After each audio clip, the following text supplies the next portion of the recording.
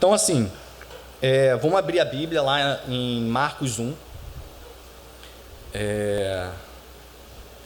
Vamos ler apenas três versículos. Marcos 1, de 29 a 31. Beleza? Vamos ligar a nossa Bíblia, acessar a nossa Bíblia.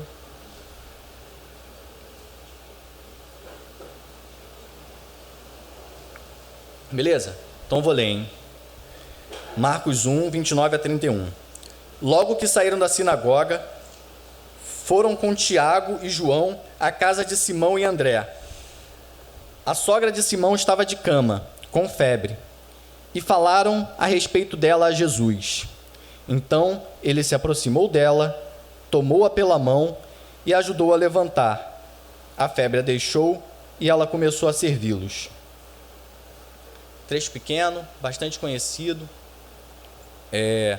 O primeiro milagre que tinha acontecido aí nesse primeiro capítulo era Jesus expulsando um demônio. E o segundo foi esse aí, logo no capítulo 1. E assim, essa é uma das características marcantes do Evangelho de Marcos. Ele é bem objetivo.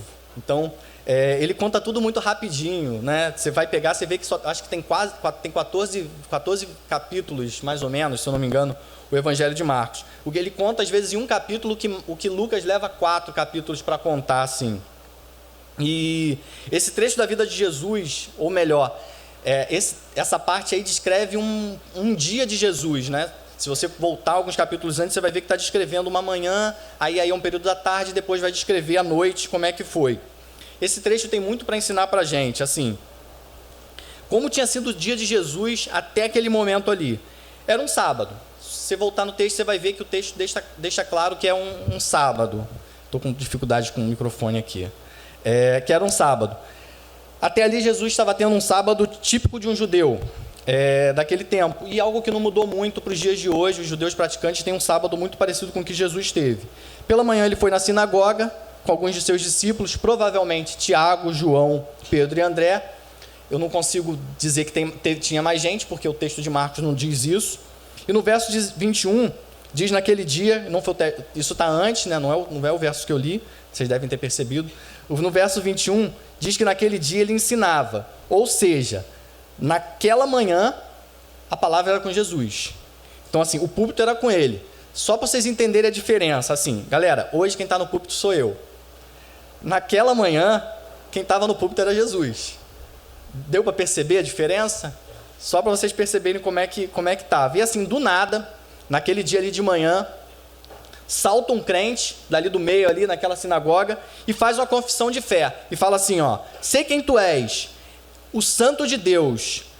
Um crente faz uma profissão de fé ali e fala para Jesus, eu sei quem tu és o santo de Deus. Só que esse crente diz a palavra que esse cara estava possesso de espírito imundo. Então Jesus estava num contexto ali de sinagoga, reunião, salta um cara e faz uma profissão de fé. Mas a Bíblia diz que esse cara estava possesso de espírito imundo. Jesus manda esse sete pele, né, esse tinhoso, manda para ele assim, por que não te calas? Então é isso que acontece na Bíblia. Se você for ler isso, Jesus fala, cala-te, manda o cara se calar. E naquele momento diz assim, está escrito na palavra que todo mundo ficou bolado e falou, esse cara é diferente, o ensino dele não parece com o de nenhum outro rabino, ele fala com uma autoridade própria. E ainda dá ordem aos demônios, e para surpresa deles, e eles obedecem, né? Então está escrito lá, e eles obedecem, eles ficaram admirados com isso. Então assim, era comum os rabinos naquela época falarem na autoridade do seu discipulador, tipo, quanto mais parecidos com o famosão que discipulava eles assim, mais a galera gostava. Pelo visto, alguns destes deviam dar ordem também aos demônios. E pelo que eu vi ali, por eles ficarem abismados, porque eles obedeciam, eles deviam dar ordem e os demônios não deviam obedecer. Senão, por que eles iam ficar tão admirados ali na sinagoga? Jesus não, Jesus falava e trazia um novo ensino. Não parecia com nenhum outro. De fato, assim, ele estava inaugurando um novo estilo ali com ele. Uma nova autoridade, que quando dava ordem aos demônios, esses obedeciam. Então, tinha uma diferença ali. E isso e outras coisas já vinham acontecendo. E deixava Jesus famoso na cidade. Vamos lá. No entorno também.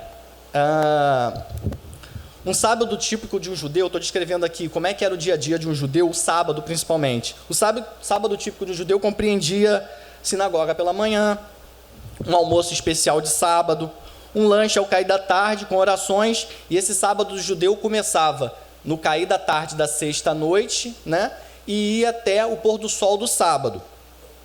E naquele tempo a palavra deixa claro que, então esse era o dia que Jesus teria também, era o dia que os judeus teriam, era assim que estava sendo, estava tudo transcorrendo normal, fora esse incidente lá com o crente, e Jesus mandando porque não te calas, estava tudo tranquilo. A palavra deixa claro para a gente, não ali, mas se a gente for ler os evangelhos, que Jesus fala, olha, o Filho do Homem não tem onde reclinar a cabeça. Logo, se naquele dia de sábado compreendia um almoço especial, Jesus não tinha casa, né? No ministério dele ali, ele estava andando de cidade em cidade. Então, ele não tinha também onde almoçar. Então, ele tinha que procurar um lugar especial para poder ter esse almoço. E Pedro resolve levar ele para a casa dele. Então, aí a gente entra no texto que a gente leu. Percebam, o almoço era especial, e o convidado era especial, era Jesus. Era o cara que estava no púlpito de manhã cedo, ensinando um ensino diferente. Então, assim, era o mestre, e mais do que isso, era o mestre dele, era o mestre de Pedro. E era um mestre que estava famoso ali na região. Pedro já tinha visto Jesus expulsar demônio, possivelmente curado algumas enfermidades, embora o evangelho de Marcos, né, por ser tão objetivo, não tenha detalhado isso, mas provavelmente Jesus já tinha curado algumas enfermidades também, e Pedro tinha visto isso. Então era a hora do almoço, aquele almoço especial de sábado, almoço de judeu. Esse almoço tinha que ter sido preparado na sexta-feira à noite, pois uma das regras de guardar o sábado era não acender fogo. Então, assim, hoje em dia, os judeus mais ortodoxos, na sexta-feira à tarde, tiram a lâmpada de dentro da geladeira, para ao abrir a geladeira, a luz não acender, para vocês verem como é que era a coisa. E a casa, geralmente, assim, no judeu mais ortodoxo, fica sem luz, a luz de vela, porque eles não podem acender o interruptor. Então, assim, algumas igrejas evangélicas, a gente fica discutindo, pode piercing, pode tatuagem, os judeus discutem, pode acender luz, não pode acender luz. Então, essa é a discussão que eles têm, assim, hoje em dia, ainda hoje, entendeu? Então, você encontra texto, assim, dos caras explicando, olha, pode acender luz sim, porque a luz não produz faísca, não sei o que. Então, tem toda uma explicação teórica lá deles para poder... Então, imagina então, assim, entenderam? Esse era o sábado, aquilo era o costume, tinha um almoço especial, Jesus era o convidado especial na casa de Pedro. Agora, você imagina essa cena aqui comigo, viaja aí nessa cena comigo. Você vai à praia com a galera da sua célula durante a semana. Aqui é possível a galera fazer isso. Eu moro em São Gonçalo e a praia durante a semana é um negócio complicado. Eu tentei imaginar isso, mas eu pensei em vocês, porque eu não consigo criar essa imagem na minha cabeça assim, só quando eu estou de férias, uma parada assim. E do nada você resolve que vai levar todo mundo para sua casa para almoçar. Você está lá na praia, beleza, vou levar todo mundo para minha casa. Você não avisou ninguém que ia chegar de galera em casa, e aí tu chega e fala, mãe, olha quem eu trouxe para almoçar. Aí tá lá, sua mãe tá de bobe, tipo Dona Florinda em casa, deitada, curtindo a folga dela, vendo TV, a comida ali ia ser feijão, arroz e ovo, e você chega com um monte de gente. Vamos deixar essa história ainda mais legal. Uma dessas pessoas que está contigo é Jesus, em carne e osso. Ó, surreal, né? Pois é. Naquele dia, quando Pedro chegou em casa com a galera dele, o almoço estava atrasado. Alguma coisa tinha acontecido. Pedro então percebe que sua sogra estava com febre. Marcos só fala em febre, mas se você for lá em Lei Lucas, Lucas fala que é febre alta. E assim, febre alta geralmente vem com... a pessoa fica prostrada, dores no corpo, sem fome, em alguns casos até a pessoa fica delirando. Eu acho que a sogra de Pedro não devia contar com a vinda nem de Pedro para casa. E por falta de fome ela não deve ter comido, eu acredito que nem deve ter preparado comida também, não está escrito lá não, mas eu acredito que ela nem deve ter preparado comida. E possivelmente se ela tinha servos, ela tinha dispensado essa galera. E se ela tivesse cumprido o costume, tudo estaria pronto na véspera. Mas de qualquer forma, ela doente em casa, eu acho que o almoço ia estar atrasado de qualquer forma. Aí eu fico imaginando, assim, isso não está escrito não, tá, galera? Assim, é coisa da minha cabeça. Imagina lá para aquelas horas do almoço, o papo vai, papo vem, aí a galera fala para Pedro, pô, Pedro, esse almoço aí tá demorando, né, cara?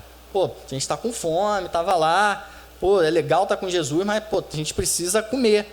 Aí Pedro se dá conta... Aí que eu percebo assim, Pedro acho que se dá conta, pô, Jesus está na minha casa. E ele viu Jesus curando algumas enfermidades bem mais sérias do que febre alta por aí. Aí Pedro e seus colegas devem ter tido uma iluminação, assim. Hoje em dia, para a galera do direito, isso seria um princípio, que é tipo, quem pode mais, pode menos. Se ele viu ele curando febres, coisas mais sinistras, pô, o que é uma febre para Jesus? Eu acho que Pedro teve essa sacação. Aí no verso 30 está escrito, falaram a respeito dela para Jesus.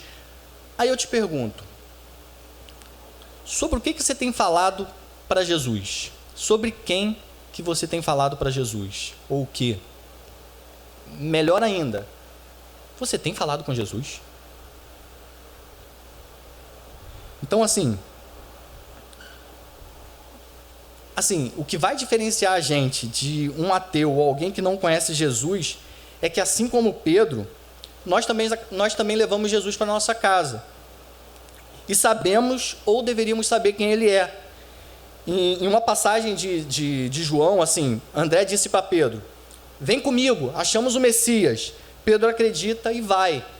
Passa a seguir a Jesus, presencia quem ele é, o que ele faz. Então Pedro sabia quem era Jesus. Ele não estava levando para a casa dele alguém que ele não conhecia. Tem uma passagem também que conta, em João também, que conta a história da mulher samaritana. E Jesus tem um diálogo com ela assim, ó. Se você conhecesse o dom de Deus e quem é que está te pedindo água, você é quem pediria, aí segue o diálogo. Mas, ó, se você conhecesse quem é que está te pedindo água, é você que pediria para mim. Você saberia o que eu sou capaz de fazer. Então, assim, eu vou partir para 6 ensinamentos que esses 3 versículos do Evangelho de Marcos traz para as nossas vidas. E devem ter outros, assim, com certeza, mas eu vou falar só de 6, tá bom pra caramba. Pode ser que eu leia de novo e aí eu tire um novo tesouro disso quando eu ler esse texto de novo. Então, assim, 6 eu consegui tirar, Deus falou muito ao meu coração com eles. Primeira lição, galera, deu ruim, fale com Jesus, né? Simples, deu ruim, fala com Jesus. Quantas vezes assim, eu me pego na mesma situação daquela mulher samaritana, com Jesus a uma oração de mim, a uma frase completamente acessível, aí eu fico ali que nem ela, se preocupando se tem cântaro, se não tem cântaro, discutindo se o poço é fundo, se o poço é raso, tentando resolver o problema com filosofia, dica da semana. Então, às vezes eu me pego ali como tipo a mulher samaritana. Um exemplo comum assim da minha vida, pneu do carro fura. O que Leonardo faz? Tira o step, puxa o macaco e levanta o carro, liga para o seguro, fala para Jesus do problema. Geralmente eu faço nessa ordem. Se eu conseguir resolver com os 2 primeiros, eu nem falo com Jesus. Na maioria das vezes eu fico aí nos 2 primeiros, porque eu sei trocar pneu. Então, cara, eu estou errado. Percebe? Percebe o que eu estou falando? Você também age assim às vezes? Você age que nem eu ajo assim de vez em quando? Se você age, eu e você, nós estamos mal. Se você não age, pô, cara, me avisa, eu tenho que andar contigo, porque eu preciso aprender isso contigo. Mas eu geralmente eu faço aquela parada de sempre tentar resolver o problema depois que eu falo com Jesus. Vê se você já fez isso também. Alguém conhecido seu está com problema, ou você está com problema, sei lá, doente, o problema é seu. Fácil, difícil. Veja se você se identifica com essa ordem de ações assim. Você tenta resolver do seu jeito. Posta no Face um pedido de oração. Ou se você encontra um crente assim, você fala assim, pô, ora para mim por esse problema. Ô, amado, ora para mim por esse problema. Percebe que existe uma tendência de a gente pedir para alguém falar para Jesus em nosso nome? Aquilo que a gente precisa falar para ele. Se você parar para pensar, a atitude de alguém que, estando próximo a Jesus e não deposita a confiança dele para a cura ou para a solução, é semelhante àquele espírito imundo que Jesus mandou por que não te calas? Entendeu? Tipo, no meio da sua crise, dor, problema, se Jesus aparecer ali, é capaz da gente, sabendo quem ele é, mesmo assim a gente mandar para ele assim, tá fazendo o que aqui, cara? Tu é mecânico? Tu é médico? É do seguro? Vai fazer o tempo parar? Tu é headhunter? Capaz da gente mandar uma parada assim para Jesus, tipo, você está fazendo o que aqui? Deixa eu resolver esse negócio aqui sozinho. Então assim, seja lá o que for, deu ruim, fala para Jesus, ele está próximo de você, com certeza. Segunda lição, assim, não basta saber quem é Jesus, quem Jesus é, não basta. Tem que andar com ele, tem que andar com Jesus. Quão inútil assim é para a nossa vida espiritual ter um conhecimento meramente intelectual das coisas espirituais. E às vezes eu fico assim, né, percebendo, pô, eu conheço isso, eu sei disso, eu sei essa teoria aqui, eu sei essa parte da teologia aqui. E a mera crença nas doutrinas ou nos fatos históricos da Bíblia, ou do cristianismo, ou da fé protestante, digamos assim, não vai salvar nossa alma. não vai curar os nossos traumas, não vai transformar as nossas vidas e não vai tornar a gente mais parecido com Jesus. Mas se a gente andar com Jesus, crendo quem Ele é, crendo que Ele não é uma solução, mas que Ele é a solução, cara, isso vai fazer toda a diferença. E isso vai fazer com que a gente leve para Ele, inclusive as pequenas coisas do nosso dia a dia, aquelas coisas corriqueiras do nosso dia a dia, como alguém está com febre do seu lado e você falar para Jesus: poxa, Jesus, está aqui com febre, o Senhor tem poder para curar, cura, por favor. Então a gente vai levar as coisas do dia a dia, que a gente acha que Jesus não vai se meter com essas coisas. Não, Jesus está ocupado com outras coisas. E aí a gente vai pensar nas nossas ações, reações, nossas emoções vão ser mais parecidas com a de Jesus. Galera, quando a gente fala com Jesus, alguma coisa de diferente acontece.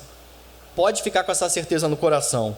O pastor Henrique sempre usa uma passagem de Apocalipse para exemplificar o que ocorre quando a gente ora. Essa passagem, se vocês quiserem ver, está lá em Apocalipse 8, de 4 a 5.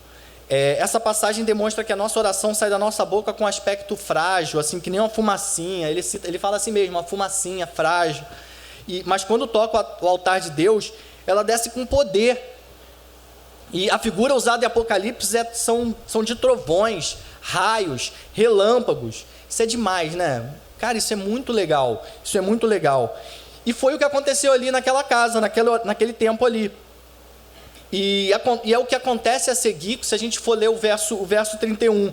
Eu vou separar agora esse verso 31 em 4 atos. E essas são as 4 lições que eu destaquei, além dentre as 6. Assim. A primeira lição foi: deu ruim, fale com Jesus. A segunda é: não basta saber quem é Jesus, tem que andar com Ele. Então vamos lá, terceira lição. Quando falamos de algo para Jesus, Ele chega junto. Quando a gente fala de algo para Jesus, Ele chega junto. No verso 31 está escrito assim: Jesus se aproximou dela. Quem era ela aqui? Quem era ela aqui, gente? Ajuda aí, por favor. Quem era ela? Vamos ver se vocês estão acordados. Sogra de Pedro, né? Sogra de Pedro, é isso aí. E, galera, quem é a sogra de Pedro na sua vida? É alguém que você espera ver convertido? É uma porta que não se abre? É uma prova difícil que você tem para fazer? É alguma enfermidade sua ou de alguém querido? Se for algum desses exemplos ou qualquer outra coisa que você tenha pensado aí na sua cabeça, você já falou disso para Jesus? Já falou disso para Jesus alguma vez? Se você falou, pode ter certeza que Jesus já se aproximou. Se chamamos Ele, Ele vem até nós. A presença dEle é real, a gente vai poder sentir isso. Cara, Ele está aqui agora. Ele está tratando os nossos corações nesse momento. Você pode ter certeza disso. A quarta lição: Jesus nos toma pela mão e vai junto com a gente. Isso está escrito no verso 31 também. Está lá: Ele se aproximou dela, tomou-a pela mão e ajudou a levantar-se. O problema ali qual era? A gente viu que ela era sogra de Pedro. Ela não era o problema, né? Até era porque o almoço estava atrasado, né? Então assim, o problema ali era a enfermidade dela. E a gente percebe que Jesus não faz de qualquer jeito. Se você pede auxílio a Ele, Ele te toma pela mão e te ajuda a seguir. E se o Espírito te mostrar algo hoje, assim, pelo qual você deve orar para Jesus transformar na sua vida, você vai orar e Jesus não vai fazer de qualquer jeito. Ele vai te tomar pela mão, Ele vai te ajudar nessa caminhada, vai te ajudar ajudar você para que isso mude na sua vida, não vai te deixar sozinho. Se a gente seguir pelo Evangelho de Marcos, a gente vai ver que vários milagres ali descritos, Marcos destaca isso, mesmo ele sendo todo rapidinho para poder contar as histórias, a gente vai ver que Marcos dá destaque a isso, tomando-o pela mão, segurando-lhe pela mão. Em vários milagres, a gente vê que Marcos destaca isso no Evangelho dele. O nosso Senhor é o Deus que nos toma pela mão. A gente tem que guardar essa verdade no nosso coração. O nosso Senhor é o Deus que nos toma pela mão. Esse é o Deus que você serve. E assim, quinta lição, essa é bem óbvia. Jesus responde a nossa oração. A gente às vezes não acredita, né? Mas Jesus responde a oração. No verso 30, que a gente leu, está escrito assim, no finalzinho: e falaram a respeito dela para Jesus. No 31, a gente vê a resposta: a febre a deixou. Então assim, Jesus respondeu a oração. Cara, com certeza, se você está aqui hoje, alguém falou de você para Deus. Se não foi sua mãe, foi algum parente, um amigo, um vizinho. Mas se não foi nenhum desses, foi ainda melhor. Foi o próprio Jesus, quase 2000 anos atrás. Lá em João 17:20 está registrado assim, ó: minha oração não é apenas por eles, rogo também por aqueles que crerão em mim por meio da mensagem deles. Cara, se você está aqui hoje, no mínimo você é alvo da oração de Jesus. No mínimo você é alvo da oração de Jesus. Então, assim, no trecho que a gente leu no Evangelho de Marcos, está escrito que a febre a deixou. Então, assim, algo que estava ruim ficou bom. Havia doença e houve cura. Era problema e agora não é mais. Era inerte, impotente, triste, deprimida, sem forças, e agora não é mais. Esse texto, tem um texto paralelo a esse no Evangelho de Mateus, que o evangelista percebe que naquele dia ali estava se cumprindo uma promessa que estava em Isaías 53:4, e registra assim, ó: certamente ele tomou sobre si as nossas enfermidades e sobre si levou as nossas doenças. Quando a nossa esperança é depositada em Jesus, uma sucessão de coisas acontece. Quando a gente deposita a nossa fé em Jesus, quando a gente deposita a nossa confiança nele e fala para ele o que está acontecendo, gente, uma sucessão de coisas acontece. Lembra lá do exemplo da fumacinha frágil tocando o altar de Deus e descendo como trovão, com poder. Ele se aproxima de nós quando a gente fala dele, como está escrito aqui nesses trechos que a gente leu. Ele toma a gente pela mão e ele nos cura. As coisas se resolvem. O que parece escuro, turvo, fica claro. Se parece desacreditado, há um renovo de esperança. Então não vai adiantar dizer assim: eu sou assim por causa do meu pai, sou assim por causa da minha mãe, por causa da minha avó, ou porque eu nasci rico, ou porque eu nasci pobre, ou porque sou filho único, ou porque tenho isso, ou porque tenho aquilo, ou nasci com esse problema, com aquele problema. Não adianta.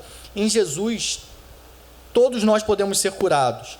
A gente vê que a palavra registra isso, que quem roubava não rouba mais, quem mente pode não mentir mais, quem é triste, deprimido, arrogante, nervoso, pode não ser mais. E quem está doente pode ser curado. O morto pode ressuscitar, o paralítico andar e o pecador pode se converter. Então aquela pessoa que você acha assim, ó, não tem condições, você já falou dela para Jesus? Cara, ele alcançou a gente. Se ele alcançou a mim, ele pode alcançar qualquer pessoa. Então assim, não tem limites. A gente não canta, não há limites para Jesus. Não há limites para Jesus. A sexta e última lição: o resultado de uma vida transformada é um desejo ardente de servir. A gente leu na última, eu falei que é dividir em 4 partes o verso 31. Então lá está escrito assim, a gente lê que a sogra de Pedro começou a servi-los. Jesus tomou-a pela mão, ajudou ela a levantar, a febre baixou e ela começou a servir. Na palavra de Deus está escrito que Jesus pediu para que a gente orasse para que Deus mandasse trabalhadores para a seara. E assim, quem entende quem é Jesus, anda com ele e é transformado por Jesus, procura uma maneira de trabalhar na obra de Deus sempre, de participar dessa obra de Deus na terra. Não tem como ser diferente. O exemplo da sogra de Pedro é de alguém que quando ela teve aquele encontro ali que transformou a vida dela, que curou a ferida dela, que curou aquela doença que ela estava ali no momento, para ela já não importava mais o costume da época. Cara, tem alguns comentaristas que dizem que ela nem poderia servir, porque era sábado ali, ela não poderia fazer trabalho ali. E ela já não se portava então ali naquele momento com o costume, com a tendência, o pensamento dominante daquele momento. O fato dela estar sem comer desde de manhã, provavelmente, a verdade é que Jesus estava na casa dela e ela não podia perder aquela oportunidade. Foi aquilo que aconteceu ali. Jesus era o convidado especial na casa dela, estava ali do lado dela e ela não podia perder a oportunidade. Jesus está na sua casa? Jesus está contigo? Ele está do seu lado? Você crê de fato nisso? Ou você só fala, ó, Jesus está comigo? Vai com Jesus. Você manda a pessoa ir com Jesus, a pessoa vai. Essa pessoa que foi, será que ela perde às vezes essa oportunidade? A sogra de Pedro não perdeu. E esses trechos do verso 29 ao 31 traz também para a gente um grande consolo de que, para todos aqueles que desejam servir a Cristo, mas que às vezes têm um receio de começar. Temem que não vão conseguir seguir adiante, que vão falhar, que não vão resistir às investidas do diabo, que vão começar a trabalhar e que o diabo vai virar a seta para ele assim, e que ele vai falar, pô, isso eu não vou aguentar. Então, assim, conforme a pregação do Clóvis semana passada, né? Eu citei a segunda pregação do Clóvis que eu cito aqui. O justo, esse justo é aquele que Jesus entrou na casa dele, que transformou a vida dele. Esse justo vive pela fé. Jesus só espera de você, como o Clóvis disse também da outra vez, um passinho. Ele só espera um passinho de fé seu mesmo. O passinho, né? O passinho. Ele é o Senhor que toma a gente pela mão. É Ele que te ajuda não só a se levantar, mas também a seguir. Então, assim, não é para ficar com medo de meter a mão no arado. Não é para ficar com medo. A gente crê que nada vai separar a gente desse amor. Que na hora que a gente pega no arado, Deus vai te dar uma força que você não vai entender de onde é que vem. Ele vai te iluminar, vai te fortalecer,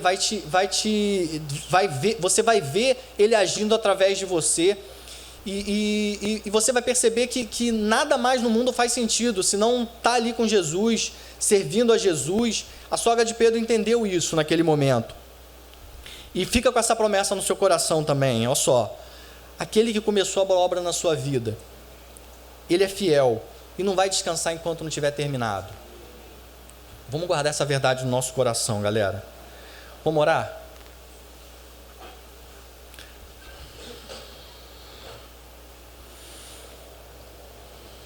Pai, queremos que Jesus de fato entre no nosso coração, que Ele entre nas nossas vidas e que isso faça toda a diferença, Senhor.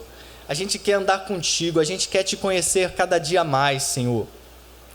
A gente quer que a Tua presença em nossas vidas faça toda a diferença, Senhor. A gente quer ser usado por Ti, Senhor. A gente quer participar da Tua obra.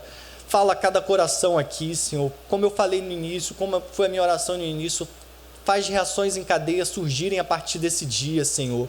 Que isso faça diferença na nossa semana, Senhor. Que a gente leia a Tua palavra de uma maneira diferente. Que a gente fale com os nossos amigos de uma maneira diferente.